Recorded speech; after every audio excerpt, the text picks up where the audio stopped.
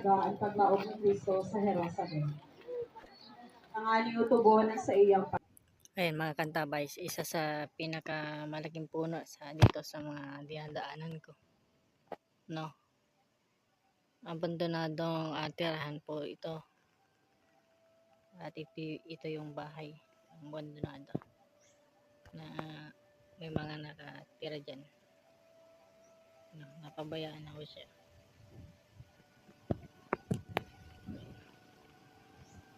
May paparating daanan ito ng mga tao. Ayan. At bandaw doon may mga manggaho na talagang karaniwan na daanan mo dito. At ito naman itong shadows nito ay stopover ng mga kaluluwa. Ayan mga gantabay. Sa ito bandang dyan tulay po. Ayan, pag bumaba po masyadong mataas po dyan tubig.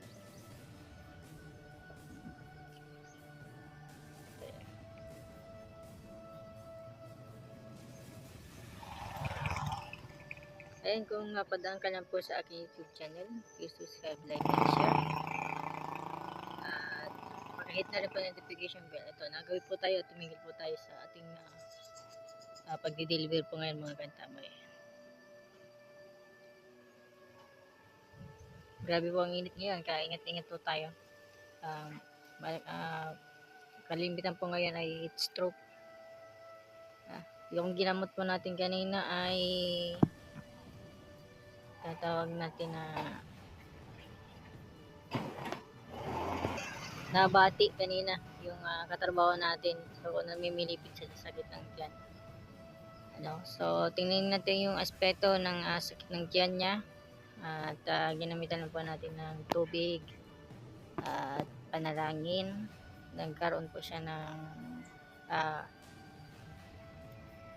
tinatawag na kagalingan sa kanyang sakit ng tiyan. So hindi na siya gagastos at bibili pa ng tinatawag natin na medication o yung gamot na para sa tiyan. So ibig sabihin ay nabati. So di natin alam kung mga nakakasalamuhan natin na tao at mayroon silang mga bati. So namimilipit siya yan. Umuwi din yung mga katabay pero naging okay po yung niya. Naging okay po yung tinatawag natin na tiyan niya. So ayan, ito yung lugar na ito.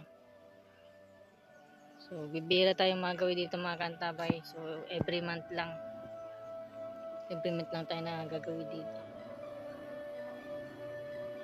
So walang dito, walang box ng elemento pero yung ari niya ay mabigat.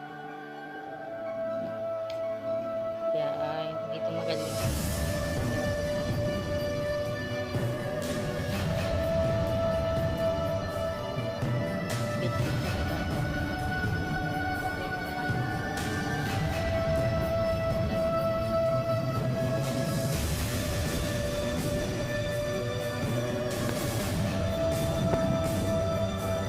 Maganda ba yun?